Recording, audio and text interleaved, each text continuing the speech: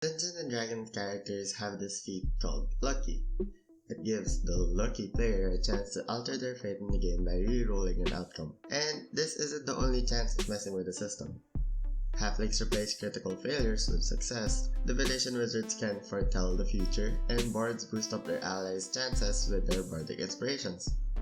Certain players love to grab at any chance to control what happens next, and yet board games, video games, might still be holding more cards than we can see. When we think about lucky moments in video games, we might think about landing a critical hit right before your character goes down, or that boss monster dropping a legendary item, or what about that first time you mined into diamonds in your Minecraft world. We can easily pass off these events to just being lucky, but there's certainly more to learn from luck in video games. Some card games are classic examples of games that rely heavily on luck. Meanwhile, other games leave luck as a literal number or percentage that can affect gameplay. Luck is often said to come in two forms, and that would be good luck and bad luck. Luck is bad when an unexpected and horrible event happens, while luck is good when an unexpected but amazing event happens.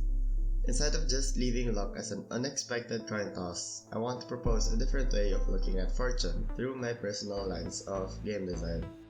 When a basic die is rolled, there is a 1 in 6 chance to get a certain number.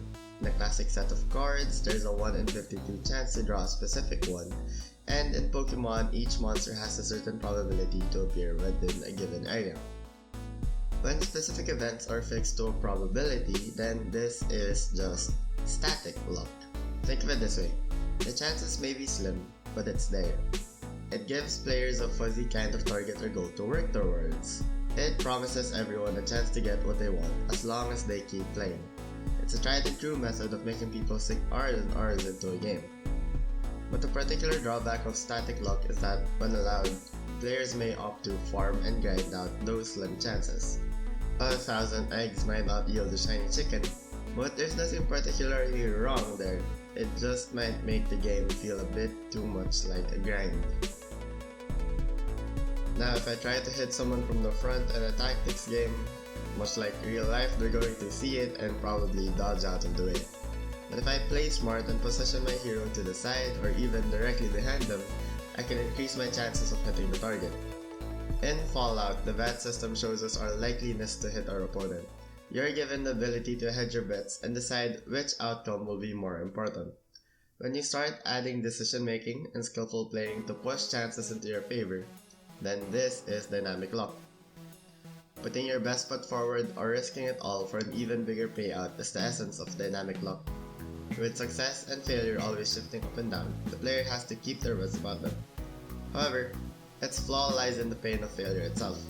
When a player pours everything into a plan, teetering between loss and wins, then the wind blows downwards too hard, it just feels really bad. But of course, this can just be played out as a teaching moment for the player to not waste all of their resources at once. So far, I've given examples of how games have been using luck ingrained into the player experience, and both have their fair shares of pros and cons. But there's a third luck system, the imposed luck. Binding of Isaac outright tells you how lucky you are. If you earn enough luck on your playthrough, you'll start getting more payouts, your items will work better, and you will have an easier time in general.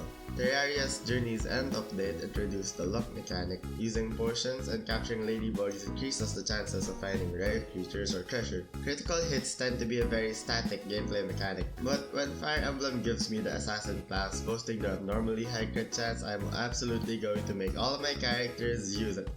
Simply put, imposed luck turns into this superficial resource that a player can utilize. This implementation of luck seems quite detached from the other two, but it still works. It adds an interesting layer of gameplay that rewards players for sacrificing time and resources to get lucky.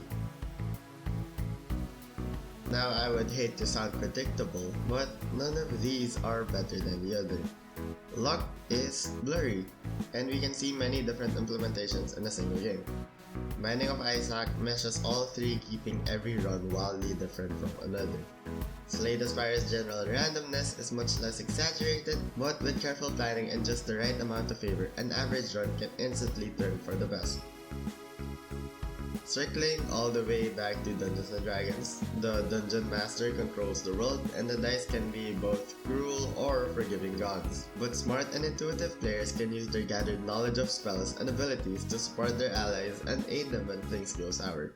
It just goes to show how powerful games are for exploring an abstract concept like luck. We can utilize luck in its essence through dice or cards or standard probabilities, dictating the game's flow with the luck of a draw, or we can pit risk and rewards to spice up actions or decisions, providing dilemma or intrigue through a cloud of uncertainty. Unlike books or movies, games give the player almost full control of their own narrative, and by simply nudging fate up and down, we can mimic a sense of unknown much like in real life. Luck and randomization aren't necessary to make a game good. In fact, don't need that at all. For the next time you work on your next game, take a moment to consider the unexpected and how to make it work for you. What do you think about luck in games? Should games have more chance-based elements or should they stick to more manageable game patterns? Share your luckiest or unluckiest gaming moments in the comments, and thank you so much for watching. I am the Noontime Dreamer. Never stop dreaming.